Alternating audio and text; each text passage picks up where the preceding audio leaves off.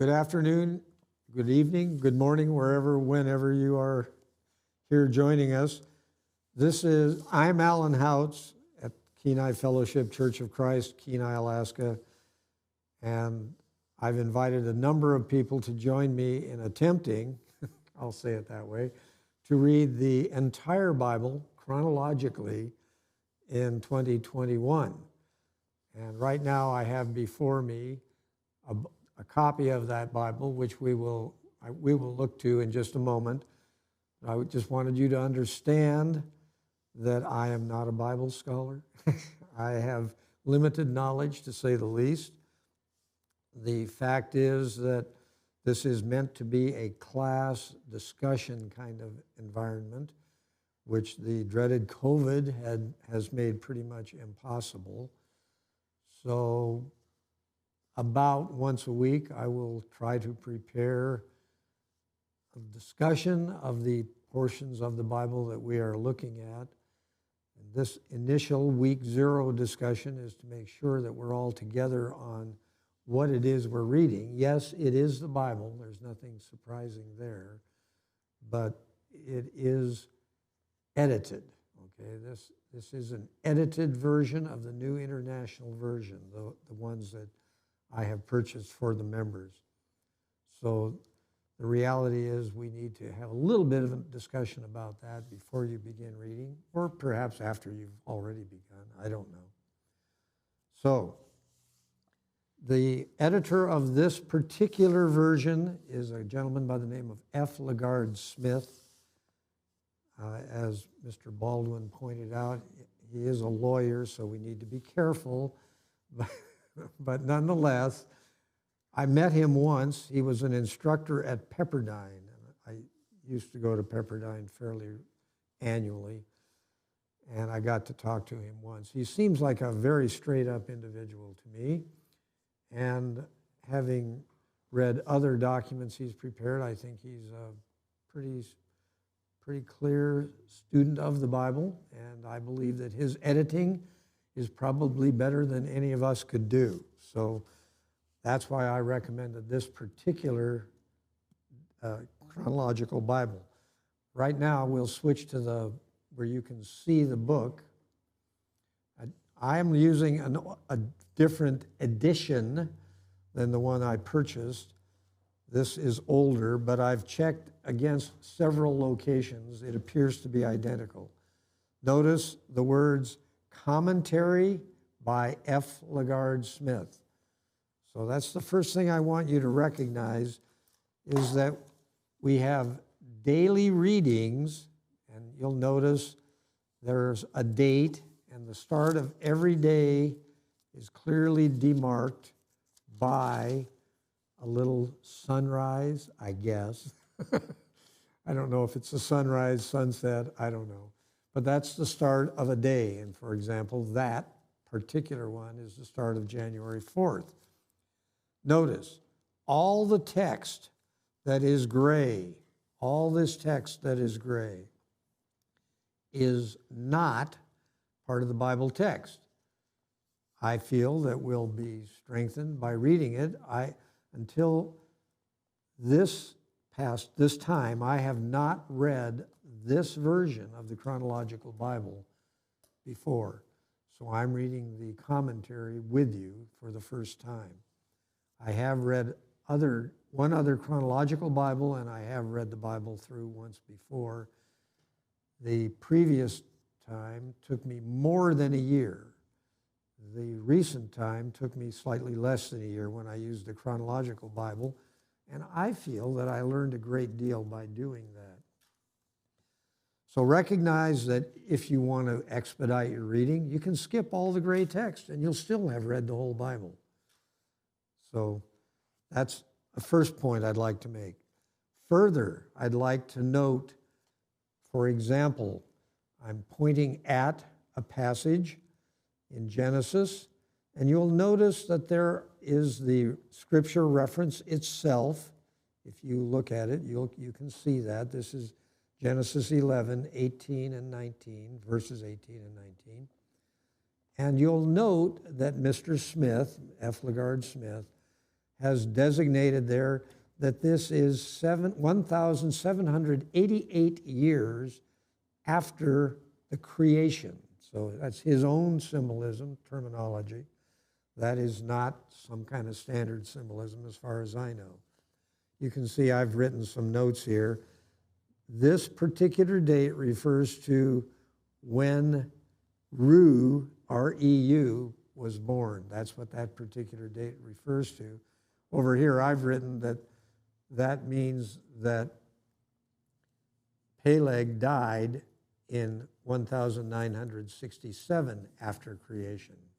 You don't need to concern yourself with that, but I kept track of when each guy died and when each one lived.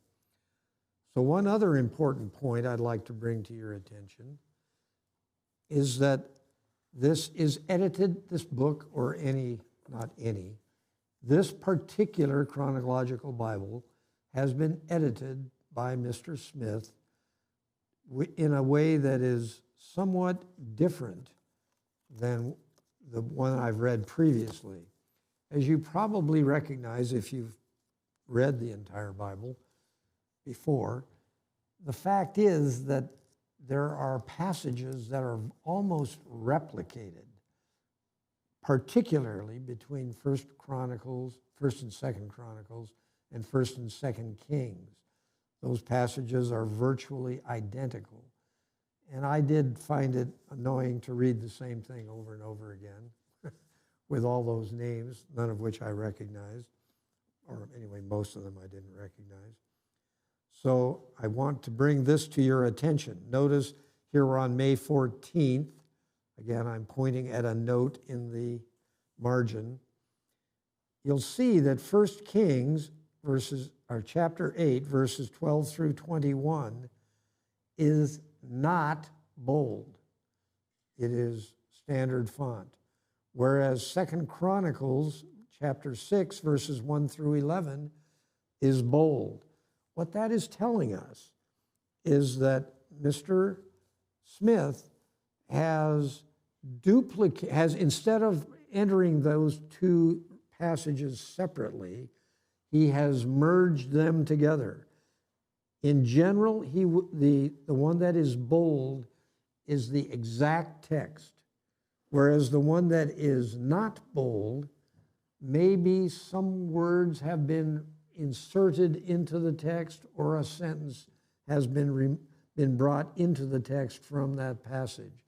So you need to be aware that, yes, we're going to read the whole Bible, but we're not going to read both those passages. They've been merged into one passage in this particular Chronological Bible. And again, to me, that means if you get behind, you can catch up more easily by reading just the text, no gray commentary, and you can stay with it. Now, my role in this is primarily as kind of a cheerleader, okay? I mean, the truth is, I have very limited knowledge. I will tell you that you may send me questions, or comments would be a better word, by email. My email address is Houtz, Houtz, @gci.net. Houtz@gci.net. I will caution you that email gets a lot of mail. I only open it once a week at best. If you are asking questions or comments about passages we're currently working on, I will attempt to say something about your questions if I manage to open it and read it before I make the next video.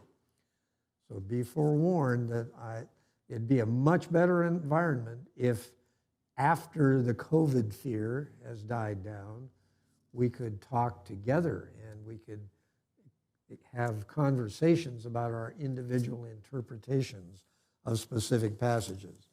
For now, I guess it's going to be a one-way communication for the immediate future.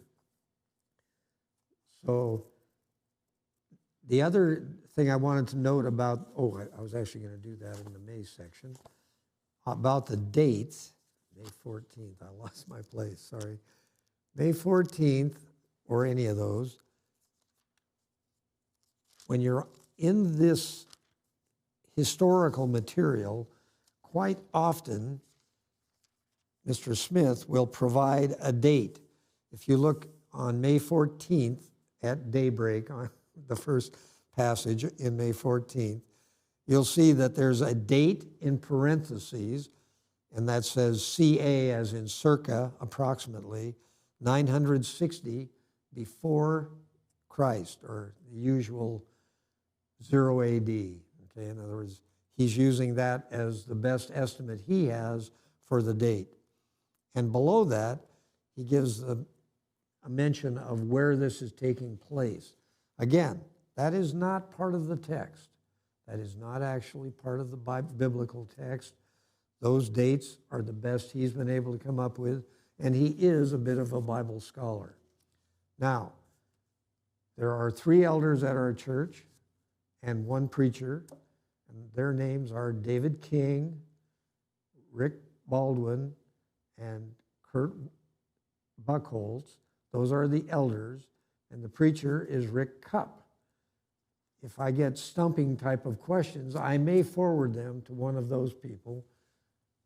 You can't expect anybody to type an exhaustive answer to a difficult question. Okay, none of these people are being paid to write a book for me, you, or anybody else. So we need to recognize that's what's going to happen. If you submit a question, it may or may not be addressed. So with that, I think we're ready to begin our adventure. The idea is that in the next brief video, and they will be perhaps slightly longer than this one. In the next brief video, I will mention a few high points that I found within the January 1st through January 7th reading.